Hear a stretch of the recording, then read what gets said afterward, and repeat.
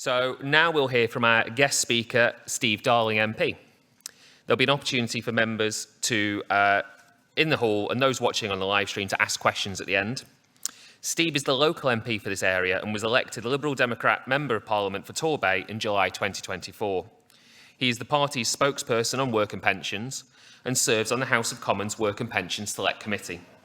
Steve has served for 30 years as a local councillor, including as leader of Torbay Council, who owned this very building from 2019 to 2023. Locally, Steve has worked to support and promote Torquay, Paignton and the surrounding areas as a tourist destination in his efforts to make Torbay, the English Riviera, the UK's premier tourist destination, and has raised concerns about plans to convert pubs like the Inn on the Green in Paignton. His favourite pub is the Crown and Sceptre in St Mary Church, Torquay. And in Parliament, Steve has spoken out about the impact of increases to employees' national insurance contributions, asking the government to think again and take action to alleviate the pressure on hospitality and tourism businesses like pubs. Conference, please welcome Steve Darling, MP.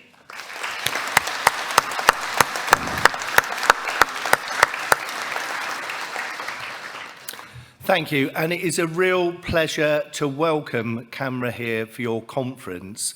Thank you for coming here. You clearly ordered the weather. You could have asked for it to be just a little bit warmer maybe, but the sun is shining on you. And I'd really like to thank CAMRA for the work that you do in supporting what are hubs of our communities, our pubs, because that is the place that you go and meet your friends, meet neighbours, and maybe sometimes try to avoid people. However, I must say, Jenny, my guide dog, she loves going to pubs. She always thinks that she actually works the room better than a politician, of actually engaging with people. And of course, dogs always are good bridges to have conversations with people. So welcome to the English Riviera. Welcome to the Premier Resort in the United Kingdom. It is my pleasure that since July, I've been the Member of Parliament for this area. I'm just wanting to unpack some of our characters, some of our pubs across Torbay, and then I also wanted to talk about some of the pressures, some of the more policy stuff at the end of my time with you. So perhaps the Queen of Crime is the person best known for as Agatha Christie, and only this afternoon at about 4:30 we're going to be having a statue unveiled at Torquay Harbourside, which will double as a selfie spot for people later on today. And I didn't realise that she first wrote her first book as a bet with her sister, who said, you could never do this, and she did it, and she went on to publish 130 books. Which is an incredible legacy that she's left here.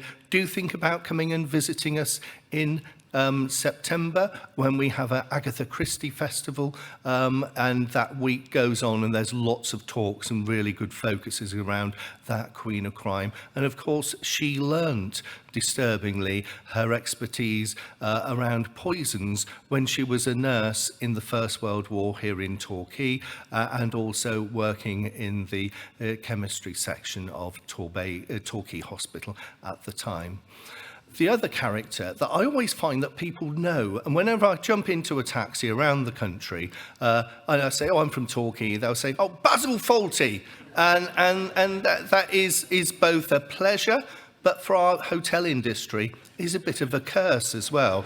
So I don't know whether you have had any experiences of him, but of course, it was built on a character, Donald Sinclair, who was a real live person. Sadly, the hotel no longer exists, the Gleneagles Hotel up at the Wellswood Patch in Torquay.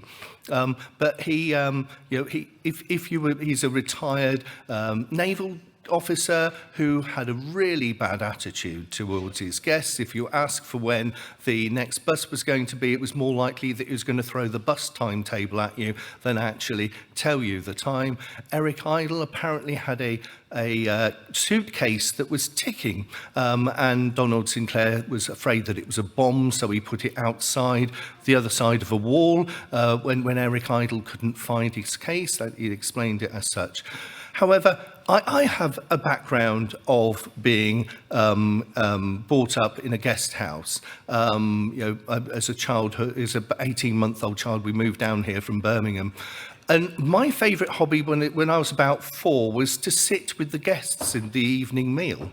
And my father thought this was a really bad idea. And so one time when I was sitting with the guests, after they'd assured them that it was fine, and it's fine if Steve's with us, my father reached over, pulled me up, and of course, my sandal fell off into the bowl of soup and splattered everyone. My dad was actually a child trapped in a man's body because he had a brilliant sense of humour. We had a telephone box just over the road, and it's still there now. My office is a stone's throw away from there, where he would ring up and he would say, "Excuse me, I'm from Candid Camera." For the younger ones in the audience, you've been framed. Do you mind giving your girlfriend a piggyback up and down, or could you do a handstand for us? Because there's a camera in one of the back, and people would perform, and Eric and his mates would have a good laugh at them. Another time, he pretended that he was from Paynton Zoo, and there was a little woodland nearby, and he'd say, "Oh, have you seen a little black monkey in the trees?" one time when he found the phone box. And this resulted in a crowd gathering, and this was very funny for Eric, Penny, my mom, and their friends, until the police also turned up and started to mount a search in the woodland. So I understand that they then just started crawling around on the floor in their house to avoid that anyone would see that they were actually in the house. Perhaps a character that you may not have heard of is Sir Richard Burton, not the actor, but the explorer, and he helped find the source of the Nile. He's also translated 1001 Arabian Nights into English. Perhaps more interestingly for camera members, he actually translated the Kama Sutra. The suggestion that our application would fall upon stony ground for selfie statues to go along with that translation surely is for the birds. Another character, who Indiana Jones was actually modelled in, is Sir Percy Fawcett, who comes from Torquay. He was explored the Amazon repeatedly and was a cartographer. But sadly, he and his son and his son's best mate, who were both in their 20s, never came back from the Amazon. And I would just like to make it clear that any suggestions that it was because of the large bar tab that he left behind the 𝗀𝗃 beer works is a complete falsehood. Not too far from here, I'd like to start talking about beer and pubs in Torbay, because it is the heart of our communities, our pubs. And perhaps the first evidence of beer brewing in Torbay is only a stone's throw away, over at the Tor Abbey, that medieval abbey over there. And I was, not that... we were at 1700s, we were only looking at about 5 pubs in Torbay, but 200 years later, we've had a 20-fold increase in the population and also a 20-fold increase in the number of pubs. Actually, is there a glass of water anywhere that I could nab? Brilliant.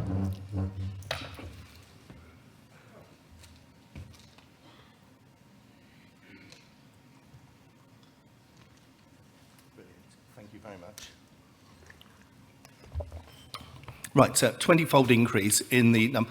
And I was surprised, I'd never heard of the Beer Act that came out in 1830, because beer is really healthy and good for you. Well, in those times, clearly, the water wasn't best for you. And equally, it was the time of the gin, and I'm sure many of us will recall the Hogarth, cartoon of, Gin Lane and, Mother's Ruin, and drunk for a penny, dead drunk for 2p, and those pressures. So I was really surprised that the government at that time in 1830 were promoting the opening of beer houses as a healthy opportunity for our communities. And then a little bit of research I did in advance of today. It's so sad, and it's something I know that's really close to Camera's world, is the slow decline of pubs across the United Kingdom. And I'd just like to focus on a few pubs that two of them are sadly no longer with us in Torquay. One is 𝗀𝗲𝗃𝗃𝗃𝗃𝗃𝗃𝗃𝗃𝗃𝗃, which used to be on Melville Street, and I didn't realise that this was a stables in Victorian times, and then in the afternoon they'd flip it over into a bar with tankards, frothing tankards all over the place, ready for people there. So that closed in 1971.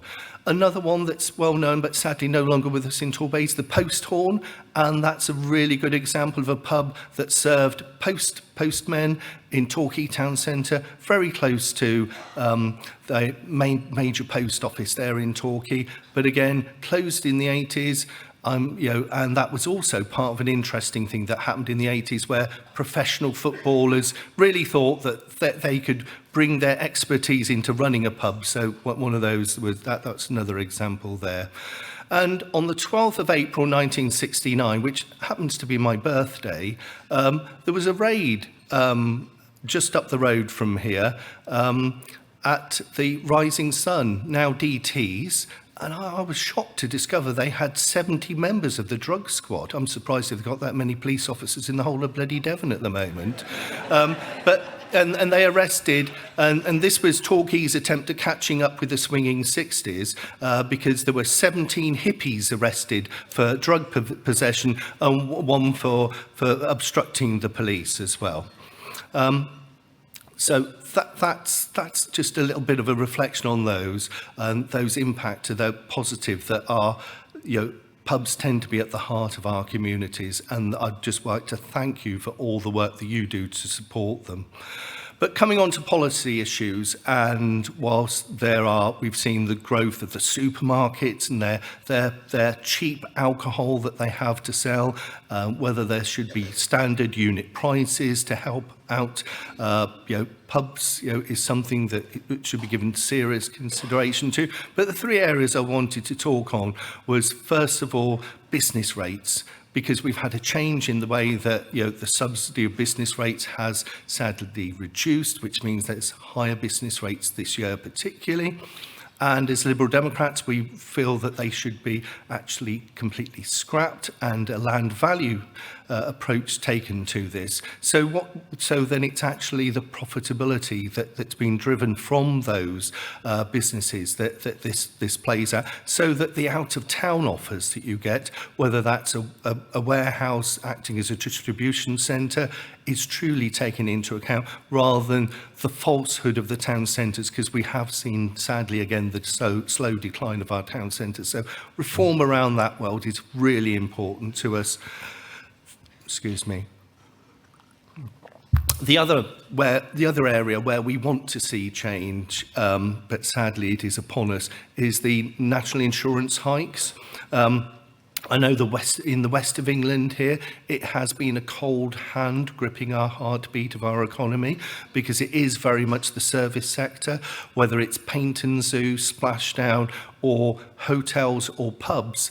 They are all having to change the way they do things, whether it's service only by QR code and adding in automation there, but it's effectively driving less and less staff by it being really a jobs tax. So we feel that should be scrapped, and there should be more burden placed on online taxes, or equally, and big banks where they've had cuts in their taxes, and that national insurance hikes has had a significant impact. Then the last area I wanted to is the joys. I'm afraid I'm going to say, don't swear too much when I say Donald Trump, but the tariffs are really scary. And we have launched last week, in light of them, a Buy British campaign, trying to say, how can you be doing more local? Now, clearly, we're only catching up with Camera, because in 2007, you launched your Buy Local Ale campaign,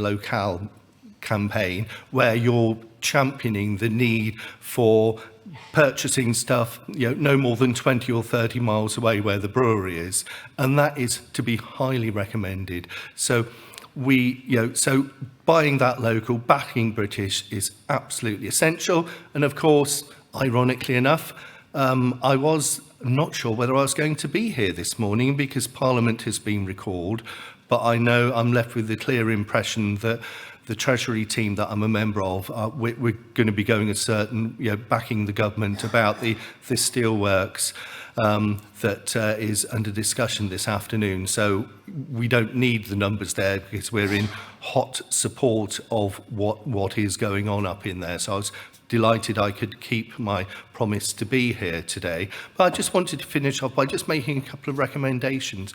Do have a little wander. Up to St Mary Church to go and see the Crown and Sceptre or the Dolphin. There's a couple of really good pubs up there as well. TQ Beer Works, if you're feeling less energetic, is only a few steps away from here. And I'm sure some of you may have been over, as I was last night, to the beer festival over at Newton Abbot. They've got an outstanding tap house there, right next door to it, that is there throughout the year and have some really good quality beers on offer, well kept all the time, which is what it should all be about. So let us finish by raising a virtual glass to our pubs. Long may they pour, long may they prosper, and long may they be at the heart of our communities. Thank you.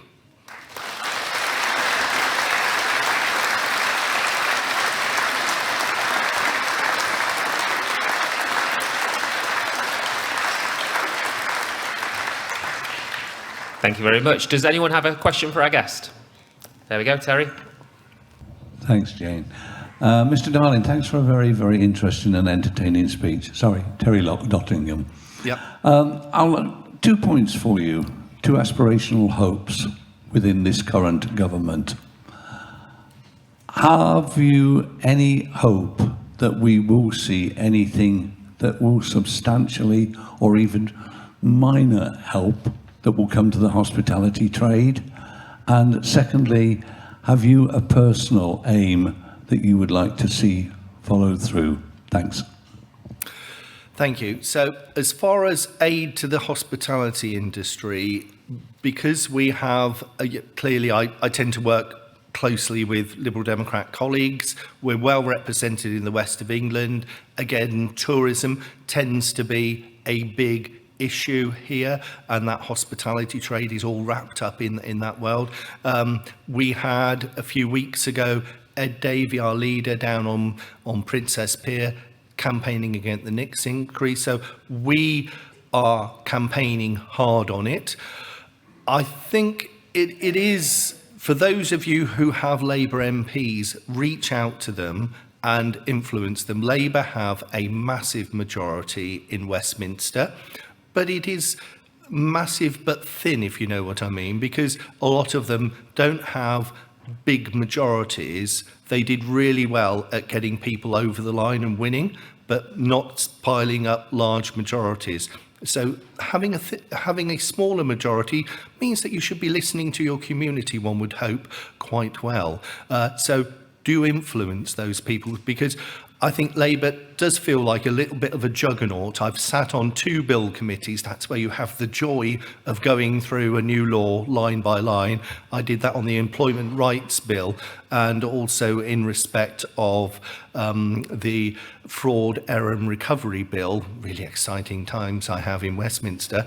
And none of the amendments were accepted at all on that. So that's why I'm saying, those of you who have Labour MPs, reach out, influence them. And then as far as a personal aspiration, it is probably around unit pricing, because there's a bit of a balance to be struck, and beginning to have that journey on that, because that cost of supermarket, really cheap beer, cheap cider or whatever, it goes against responsible drinking, how cheap it can be there, but also making sure that we are supporting. And I was only last night at the event I was at. I was speaking to the owner of the tap house there, and they've launched a petition to make pubs UNESCO noted. And there's an online petition around that. So maybe have a little look, and I'll be sharing that with the organisers, which I'm sure you may already be aware of that, but I hope that's helpful. Thanks. Any other questions? Yep, down the front from Roger. Roger Protz, South Herts. Steve, you mentioned supermarkets. What can be done about the absurd situation where supermarkets claim back VAT on food and drink? This enables them to undercut pubs by selling beer at ridiculously low prices. Yeah, to be honest, I will go away from here and I will do some, start putting some questions around that world. I think that is, as an MP, you have the opportunity to do up to 20 questions a day, and I do see that as a bit of a target to try and achieve. So I will go away, and if you have any thoughts around that world, then do feed into me. I'm on the parliamentary, do feed into me with that, and I'm here for a little bit afterwards. So if you want to buttonhole me afterwards and share your thoughts on how that could be achieved, really happy to push on that, because the more written questions or challenges that go through Parliament, the better, because it means civil servants are thinking about these things, and the minister has to sign off the reply to those questions. So it means that it's passing over their desks regularly. And again, it's getting you all yourselves to think, actually, I'm going to set myself a target of once a month dropping a line to my MP and asking him to maybe act as a postman to me, and saying to them, here's my thoughts on how things could be put in a better place for what's important to me, and can you act as the postman and pass this on to the minister? And then, because it's come from an MP, you will hopefully get a more speedy response than if you did it yourself. Thanks. Next question. Oh, there we go. Good morning, Mr. Darling. My name's Ian Hill. Thank you for coming. Very nice to meet you, and thanks for your presentation. We're all aware that alcohol abuse is a very serious health issue, but we as an organisation believe that responsible social drinking, particularly in a community pub, is a net good. And I think it's fair to say we're a little bit concerned how the legislature views that issue. What's your position? Position on just... How would you, do you agree that responsible drinking, particularly in a pub, is a positive thing? Would you view it negatively? How would you view steps to legislate against that? Yeah, so I hope my presentation was more of an ode to our pubs across the UK, and the fact that I frequent them myself frequently, and I do see it as a force for good in our community. It causes me great sadness, where I know of a number of pubs that have closed down, and this hollows out our community, because they are places for people to come together and be sociable with each other. As I was alluding to earlier on, I think some of that pricing around the undercutting that we see from the supermarkets is a really significant issue, and that positive public health approach about, if people are going to choose quite reasonably to have a drink, then doing it in a sociable, responsible way is to be welcomed. So very happy to support that, and if you want to give me any feedback, do buttonhole me afterwards, and I'm very happy to take that on board. I will say, as a new MP, it's not something that I've fully explored. To a certain extent, when you get elected, you're there you're on the roller coaster, just trying to make your feet touch the ground regularly, and then also a lot of my focus is on the Department of Work and Pensions world, and you may be aware that we had the joys of a green paper with lots of challenges, particularly for people with PIP, which does take up a lot of my time. So it's not something I can say I'm immersed in, but it's something close to my heart.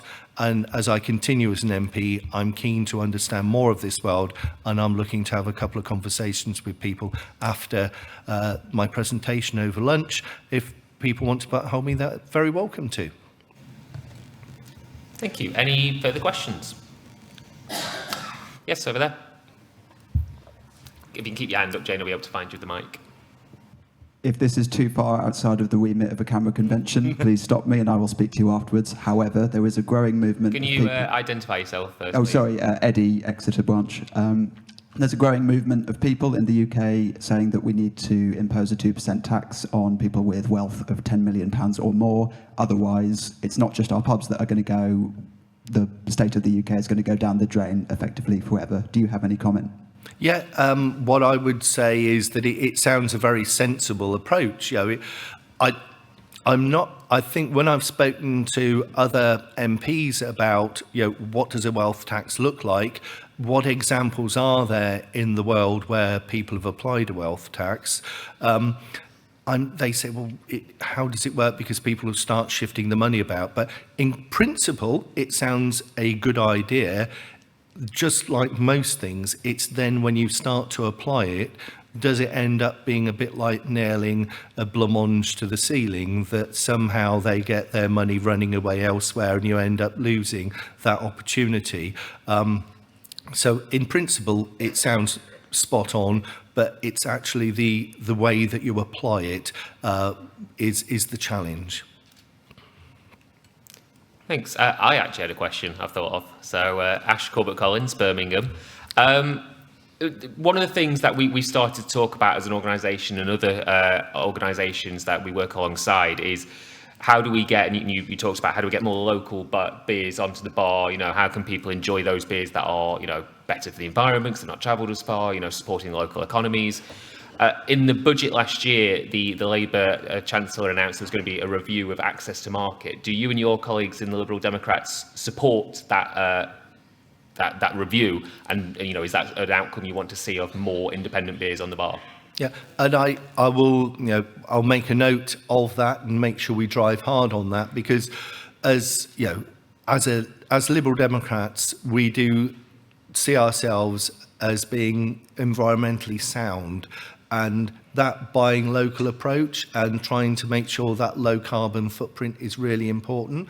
But also, I would say as a Liberal Democrat, seeing communities and enhancing and enriching communities is really close to our hearts. You know, that's why for me it's all about, it's what they call from the 70s when we started to recover ourselves. It was all about pavement politics.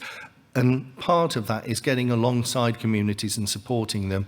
And part of supporting communities is, you know, local stuff, but also making sure that there are that space of the pub or other opportunities for people to associate and get to know each other, because that's the scary thing about our world now, is people can be so much in their own bubbles and not actually engaging with neighbours, and that pub opportunity does give that people to engage.